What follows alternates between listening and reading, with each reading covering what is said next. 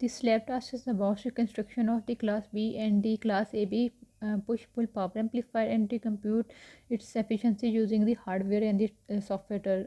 In this lab, we will first construct the class A and B power amplifier, then we measure its DC and the AC voltage using the hardware and the software tool.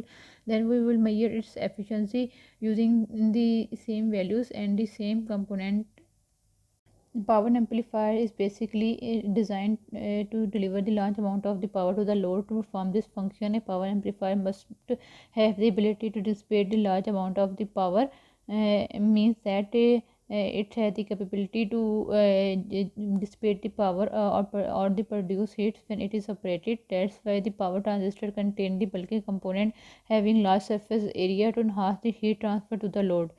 The power transistors itself and resistor connected to it are large in size, means it have surface areas more and have more capability to handle the current. In the previous last task, we studied about the class A power amplifier and saw that the efficiency of the class A power amplifier is only 25% due to the power losses within the transistor. So, to improve the efficiency of the class A power amplifier, the class B power amplifier is used, and the class B power amplifier is only operated for the positive half cycles of the input signal. The class B power amplifiers has big advantage over the class A power amplifier that the no current flow through the transistor when they are in their quiescent state. So there is no power losses when there is no input signal, and this will improve the efficiency of the class A power amplifier. The transistor is said to be the class B power amplifier when the output current varies during only the one half cycle of the input sine wave. As you can see that the transistor is in its active region if it is responding only to the input signal for only the positive half cycle of the input signal or the negative half cycle of the input signal. So you can judge that the output of the class B power amplifier is highly distorted, that is either its positive peak is clipped off or its negative peak is clipped off, and this type of the signal is not suitable for the audio amplification. So practically two class B amplifier are used as operated as a single class B power amplifier. One is for the positive input signal variation, and second for is to amplify the negative input signal variation. And this configuration is called the push-pull configuration, and this configuration is shown in the figure 7.1. In the push-pull configuration, the two output devices are used to drive the load. The name push-pull is given because one device is primarily responsible for driving the current through the load in one direction, while the other device drives the current through the load in the other direction.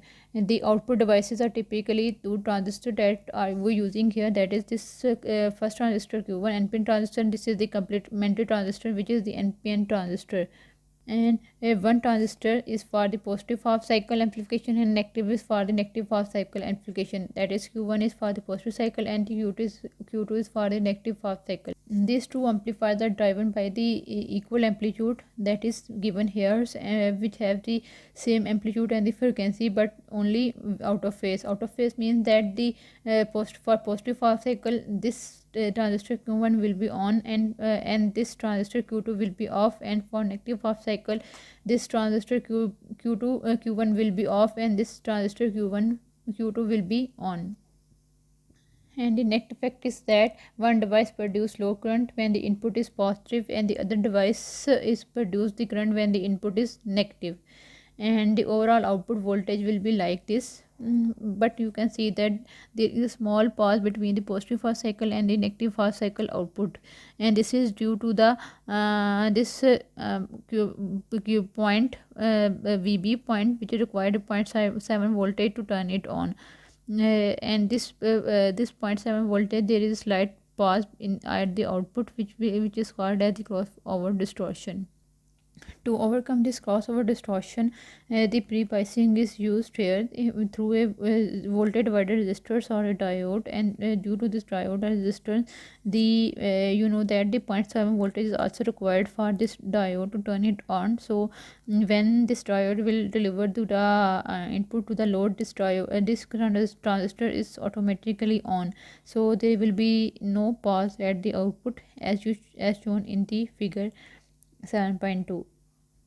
To calculate the efficiency of these transistors, the formula is shown here. The formula is the same as previously described. This is the output of power that is delivered to the load, and this is the input power driven from the source. And to calculate the power delivered to the load, we will use this formula. This is for the values when we use the RMS values of the output, and this is for the peak value, and this is for the peak to peak value.